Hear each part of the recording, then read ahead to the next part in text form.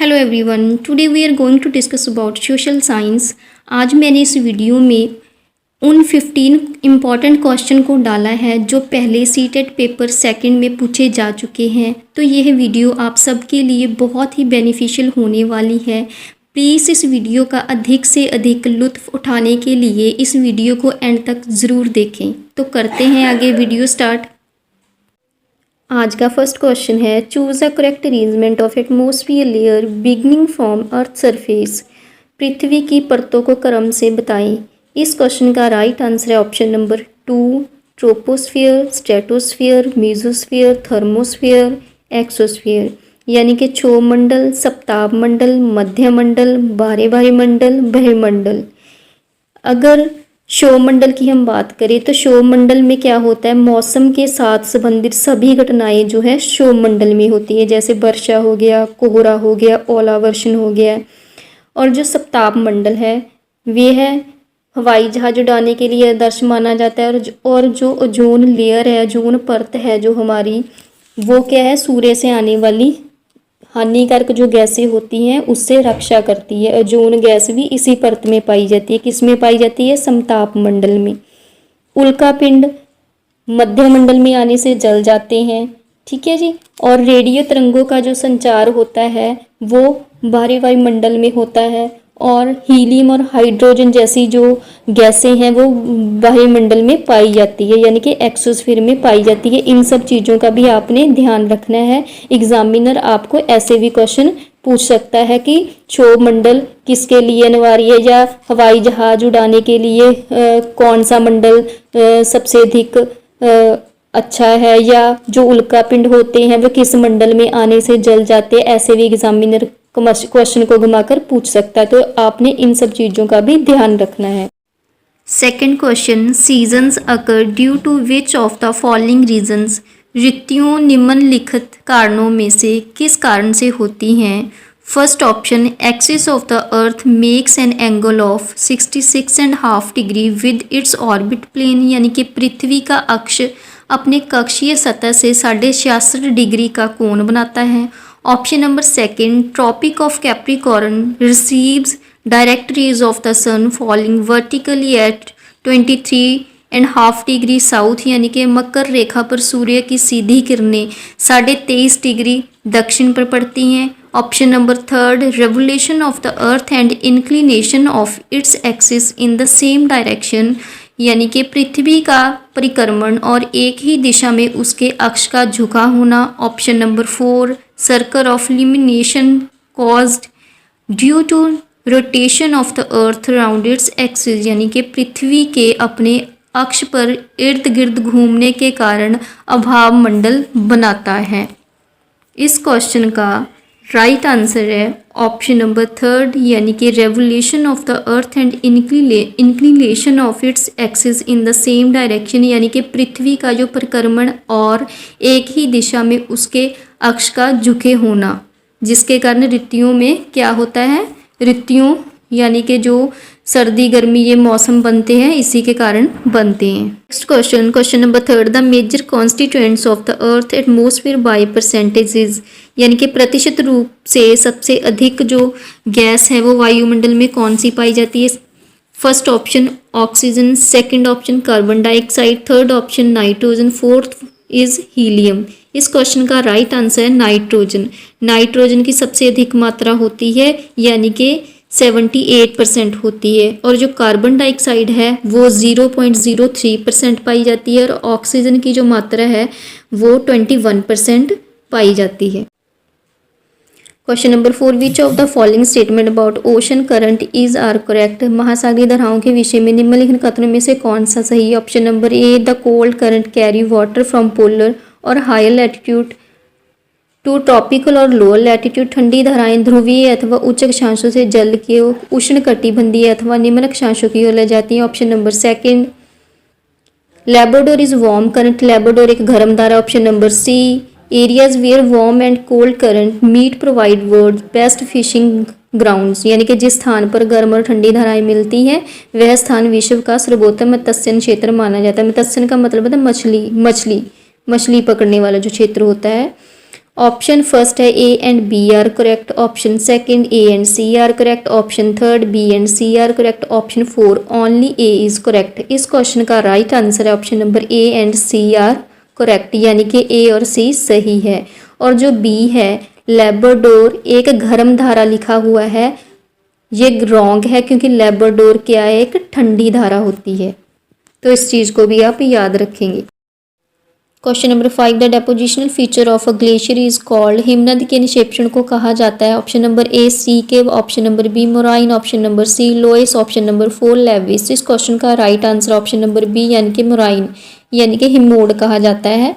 ठीक है, और जो हिमोड है इसकी थोड़ी प्रक्रिया समझ लो। ये जो हिमनद होती है, यानी कि हिमनद क्या होती है, बर्फ़ की नदियाँ होती हैं। जो हिमनद अपने नीचे की ओर कठोर चट्टानों से गोलाश्मी मिट्टी और पत्थरों को उपरदित कर देती है। हिमनद गहरे गर्तों का निर्माण करते हैं। पर्वतीय क्षेत्रों में बर्फ पिघलने से उन गर्तों में जल भर जाता है और वह सुंदर झील को रूप ले लेते हैं। और हिमनद के द्वारा लाए गए वह पदार्थ जैसे छोटे बड़े शैल, रेत एवं तलछट मिट्टी निक्षेपित होते हैं। ये निक्षेप हिमनद हिमोड़ का निर्माण करते हैं। Question number 6, statement A and be describe the feature of the following vegetation. कथन ए एंड बी निम्नलिखित वनस्पतियों में से किसकी विशेषताओं का वर्णन करते हैं। Option A, this vegetation is found in the higher latitude 50 degree to 70 degree of northern hemisphere, यानी कि यह वनस्पति उत्तरी गोलार्ध के उच्च अक्षांशों 50 डिग्री और 70 डिग्री में पाई जाती है। Option number B, it is also called as taiga, इसे टैगा के नाम से भी जाना जाता है। फर्स्ट ऑप्शन ਦੇ ਵਿੱਚ ਟੈਂਪਰੇਟ ਗ੍ਰਾਸਲੈਂਡ ਹੈ, ਜਾਂ इसे टेम्परेट डिसीजेस फॉरेस्ट कहा जाएगा, या फिर कॉनीफेरस कहा जाएगा, या फिर मेडिटेरियन वेजिटेशन कहा जाएगा। इस क्वेश्चन का राइट आंसर है जी कॉनीफेरस फॉरेस्ट, यानी कि शंकुधारी वन की विशेषताएं हैं। ये दोनों स्टेटमेंट शंकुधारी वन होते हैं जो उनकी विशेषताओं को डिस्क्राइब कर रही हैं। तो क्वेश्चन का राइट आंसर ऑप्शन नंबर 3 यानी कि कॉनीफेरस फॉरेस्ट।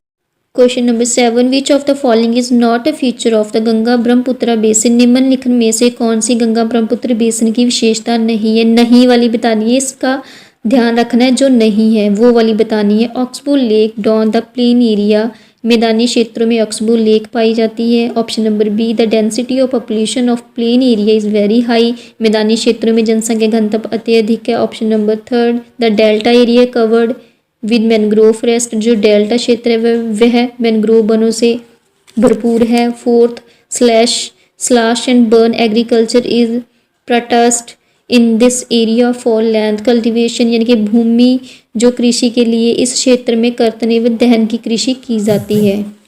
इस क्वेश्चन का राइट आंसर है ऑप्शन नंबर 4, यानी कि भूमि कृषि के लिए इस क्षेत्र में कर्तन और दहन की कृषि की जाती है। ये वाली स्टेटमेंट है वो रॉन्ग है, क्योंकि ये वाली स्टेटमेंट किसको डिस्क्राइब करती है, अमेजन बेसिन के जो जीवन है उसमें ये यूज़ होती है। कर्तन एवं दहन की जो कृषि होती है उसमें यूज़ करते हैं हम। बाकी जो तीन स्टेटमेंट है A, B and C is right. ठीक है, ये तीनों जो है ये तीनों गंगा ब्रह्मपुत्र बेसिन की फीचर को डिस्क्राइब कर रही हैं, जो तीनों स्टेटमेंट 4th को छोड़कर। तो इसका राइट आंसर है 4th, नहीं वाला बताना है हमने इस क्वेश्चन में। 4th is right answer. Question number 8, swimmers can float in dead sea because, तैराक मृत सागर में तैर सकते हैं क्योंकि। Option number A, winds blow at very high speed over the surface of sea water, पवने सागर जल की सतह पर तीव्र गति से चलती है। Option number B, more warm current than cold current originate in the sea, इस सागर में ठंडी धाराएं की अपेक्षा गर्म धाराओं की उत्पत्ति अधिक है। Option number C, the sea experience more high tides than low tides, ये सागर निम्न जवार बाटों की अपेक्षा उच्च जवार बाटों को अधिक अनुभव करता है। Option number D, the increase salt content makes a sea denser, नमक की मात्रा की अधिकता सागर को संघनन बनाती है। इस क्वेश्चन का राइट आंसर ऑप्शन नंबर 4 यानी कि D, the increase salt content makes the sea denser. Question number 9, shelter belts help in, रक्षक मेखलाएं मदद करती हैं। Option number A, checking wind movement to protect soil cover, पवन की गति को रोकथाम कर मृदा आवरण के संरक्षण में। Option number B, retaining soil moisture, मृदा के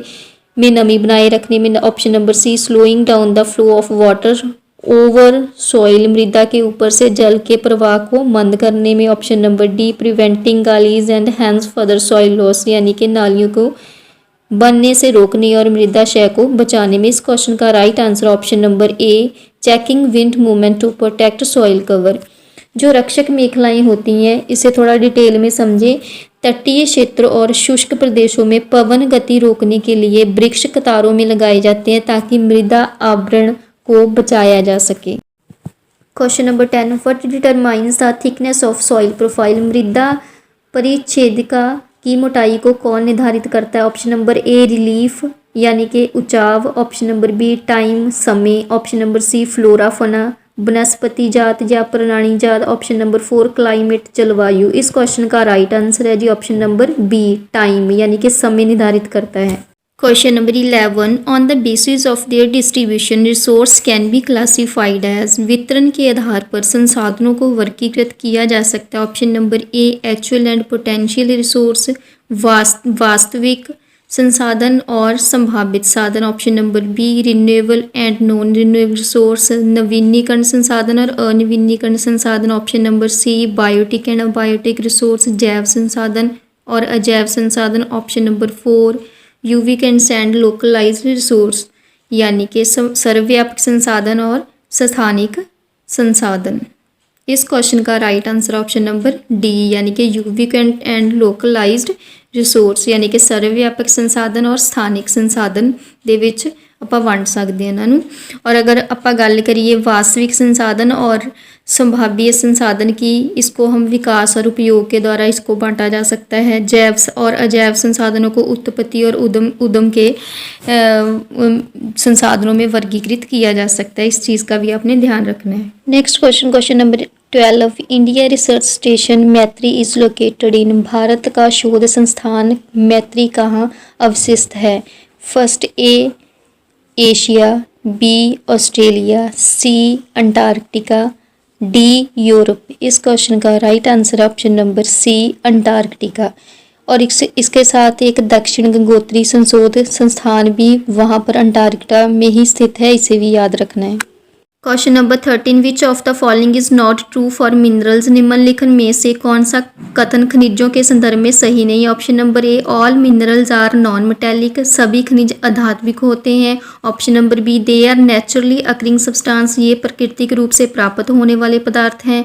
option number C, they have a definite chemical composition, इनका एक निश्चित रासायनिक संगठन होता है। Option number D, they are formed in different types of geological environment, ये विभिन्न प्रकार के भूवैज्ञानिक परिवेश में निर्मित होते हैं। इस क्वेश्चन का right answer option number A, all minerals are non metallic, सभी खनिज अधात्विक होते हैं।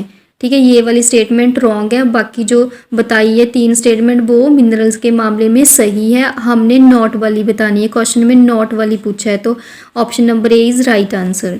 Question number 14, campos in Brazil and llanos in Venezuela are example of, Brazil के कंपोज और वेनेजुएला के लानोस उदाहरण है। Option number A, Mediterranean vegetation, यानी कि भूमध्य सागरीय वनस्पति के। Option number B, temperate grassland, शीतोष्ण कटिबंधीय घास स्थल के। Option number C, tundra type of vegetation, tundra प्रकार की वनस्पति के लिए। Option number D, tropical grassland, उष्ण कटिबंधीय घास स्थल के लिए। इस क्वेश्चन का राइट आंसर है ऑप्शन नंबर डी, यानी कि tropical grassland. Last question is, which of the following are block mountains, निम्नलिखित में से कौन सा ब्रह्मशोथ पर्वत है। Option number A, Vosges. Option number B, Himalayas. Option number C, Appalachian. Option number 4, Ural. इस क्वेश्चन का राइट आंसर है जी ऑप्शन नंबर ए, वॉसजैश पर्वत।